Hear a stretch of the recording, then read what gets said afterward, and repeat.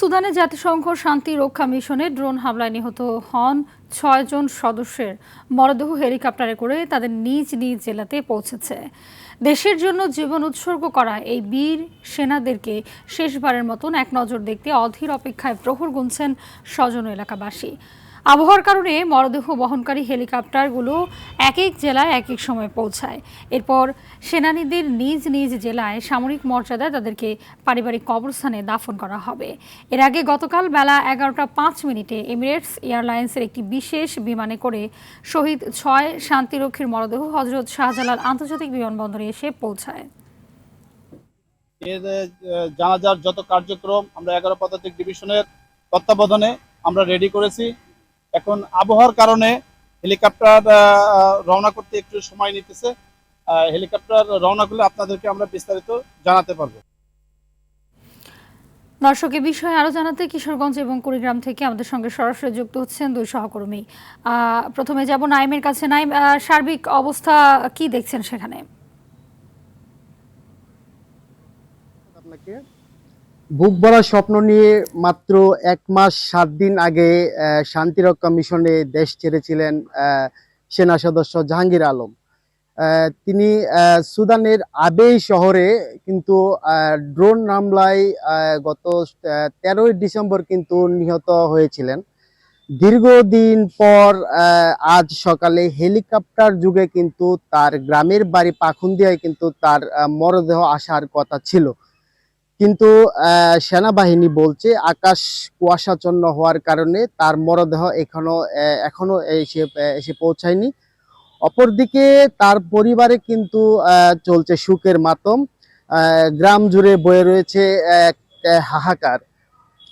আমি যদি আপনাকে আরেকটু জানিয়ে রাখি, দুপুরের নামাজের পরে কিন্তু জাহাঙ্গীর আলমের জানাজার নামাজ হওয়ার কথা থাকলেও যেহেতু এখনো লাশ এসে পৌঁছায়নি, সেই কারণে কিন্তু কিছুটা বিলম্ব হবে বলে জানিয়েছেন তার পরিবার। 2014 সালের অক্টোবর মাসে কিন্তু জাহাঙ্গীর আলম কিন্তু বাংলাদেশ সেনাবাহিনীতে সেনা সদস্য হিসেবে যোগদান করেছিলেন এবং চলতি বছরের নভেম্বরের 7 তারিখে কিন্তু শান্তিরক্ষা মিশনে কিন্তু তিনি দেশ ছেড়েছিলেন। তো কিশোরগঞ্জ থেকে এই ছিল আমার কাছে সর্বশেষ। এখন আমি সরাসরি চলে যাব করিমগঞ্জের আব্দুল কুদ্দুস ভাইয়ের কাছে। নাইম, আপনি যেমনটা বলছিলেন কিশোরগঞ্জের কথা যে এখন পর্যন্ত হেলিকপ্টার এসে পৌঁছেনি, ঠিক তেমনই কুড়িগ্রামে কিন্তু এখন পর্যন্ত হেলিকপ্টার এসে এখানে পৌঁছেনি। যদিও সকাল 10টায় হেলিকপ্টার এসে পৌঁছার কথা ছিল, তো সেনাবাহিনীর পক্ষ থেকে বলা হয়েছে যে ঘন কুয়াশার কারণে হেলিকপ্টার উড্ডয়নের সমস্যার কারণে বিলম্ব হচ্ছে। তবে আমরা শেষ খবর পাওয়া পর্যন্ত যেটি জানতে পেরেছি যে কুড়িগ্রামের 2 সেনার মরদেহ নিয়ে 1টা 5 মিনিটে ঢাকা থেকে বিশেষ হেলিকপ্টার উড্ডয়ন করেছে, হয়তো কিছুক্ষণের মধ্যেই কুড়িগ্রামে পৌঁছবে। আরেকটি বিষয় আমি জানিয়ে রাখছি যে মাত্র 1 মাসের মতো সময় হলো তারা এই কুড়িগ্রামের যে 2 জন সেনা রয়েছেন তারা হচ্ছেন মমিনুল ইসলাম এবং শান্ত মণ্ডল। তারা কিন্তু 1 মাস হলো এই শান্তি মিশনে সুদানে গিয়েছিলেন। খুবই অল্প সময়ের মধ্যেই কিন্তু তারা সেখানে সন্ত্রাসীদের ড্রোন হামলায় নিহত হন এবং